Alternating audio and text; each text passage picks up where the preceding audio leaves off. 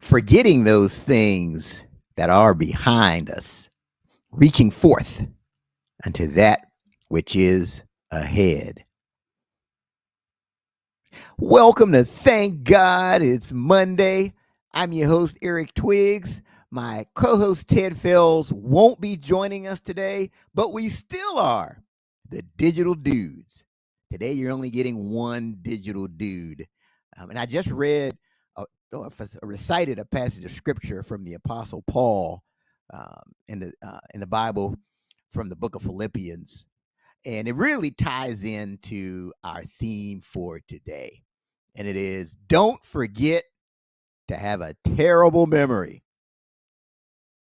Don't forget to have a terrible memory. So, Steph Curry of the Golden State Warriors and the National Basketball Association, he is widely considered the greatest shooter who ever lived. Most people say he's the greatest shooter who ever lived. And there's been a lot of theories that are floating around as to what makes him so exceptional, what separates him, what is it that makes him better than everybody else who's ever picked up a basketball when it comes to the art of shooting. Well, I heard something unique that has everything to do with you that's contributing to his success. They were interviewing one of his shooting coaches, and they said that Steph Curry has this unique ability where he can miss 7 shots in a row.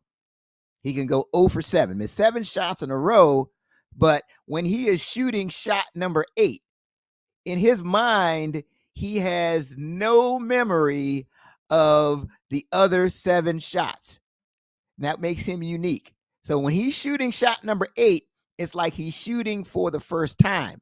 Now, most basketball players, if they miss 7 shots in a row, you can tell, right? You can look at their body language. You can see they start sulking. They get a lot more hesitant, and they're even scared to shoot when they're open.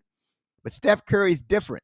He literally has a terrible memory when it comes to his past failures and his past misses. And it's the same thing if you look at the sport of baseball. Like most of the great home run hitters are the same way. Most of the great home run hitters also struck out the most. But when they step up to the bat, they step up to the plate, you wouldn't know it. Like they're only thinking about this current at bat. They're not thinking about all the times they've struck out in the past. Great salespeople have a terrible memory. So my brother is the top salesman at a Mercedes-Benz dealership. And he can literally approach 10 customers and all 10 reject him and say no, and they're not interested. Oh, they're just looking. But when it comes to customer number 11, he doesn't remember the 10. He has a terrible memory, and he approaches that interaction like it's the first interaction. So the question is, like, how do you develop a terrible memory? Since all of the greats and the best of the best tend to have it, what's the key to developing a terrible memory? Here it is. Are you ready? You have to recognize that failure is just an event and it's not your identity. Let me say that again for the people in the back. Failure is just an event. It's not your identity. And that's a game changer, because let's say if you take on failure as your identity, it impacts how you talk to yourself. Right. So let's say you miss 7 shots in a row and you're saying to yourself, "Oh, I'm such a terrible shooter. Oh my goodness, I'm such a terrible shooter. I can't believe I did that. Oh my goodness." Right? So when you go to shot number 8, it's going to impact you, because you're going to be thinking, "Okay, I'm a terrible shooter." So you're more likely to miss the shot. It's the same thing with sales. It's the same thing in business. So again, you have to separate failure from your identity. It's just an event. Yes, I may have failed yesterday, but yesterday ended last night. Today is a new day.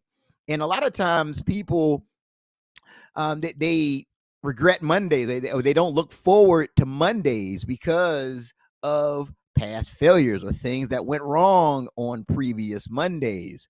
but that was just an event. That's not your identity.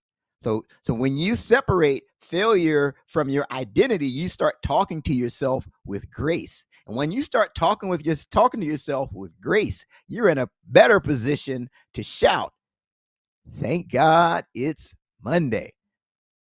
So as you embark on the rest of your day, don't forget to have a terrible memory. Have a great one.